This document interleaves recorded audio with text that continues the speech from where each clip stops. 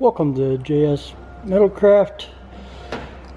First I want to give a big thanks to Joe Pieczynski, their Advanced Innovations, I believe it is, in Texas. Tried to put a link to one of his videos of cutting multiples of round stock. And while I didn't quite have a fancy setup that he does,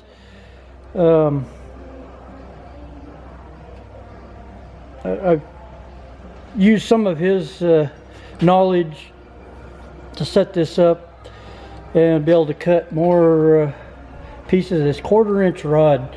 I need 1.5 inches long, and because they like to fall underneath the blade and stuff, you almost got to be here. So I'm just trying to cut as many of these as I can. I think I made these. There's 15 pieces here. I did weld them here on the bottom, or the end. Right here. And it so happens, I think that's a 1 by 1.5 inch.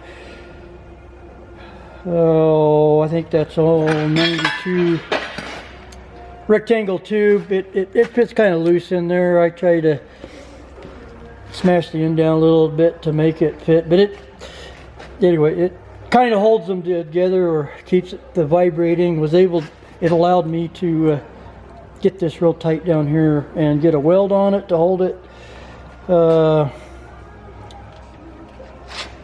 And kind of keep it there. Anyway,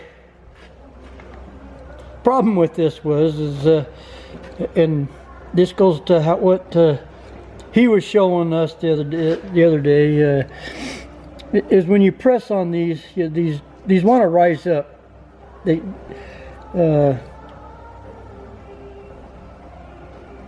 And so you need to, I guess, keep that from happening. So with that,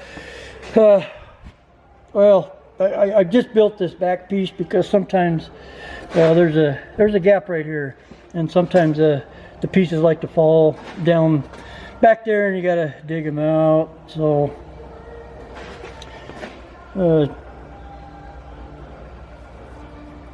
made a piece to fit in the back. Countersunk the bolt heads here. Is a 1/4 inch flathead, and I just turn the saw on, cut it in the middle. So anyway, here's the angle. I took a piece of angle iron just to see if this is all going to work, and that fits down on tight, keeps them rods from lifting up, and this thing is cutting like a dream now. I should have more than enough parts here. Last me quite some time.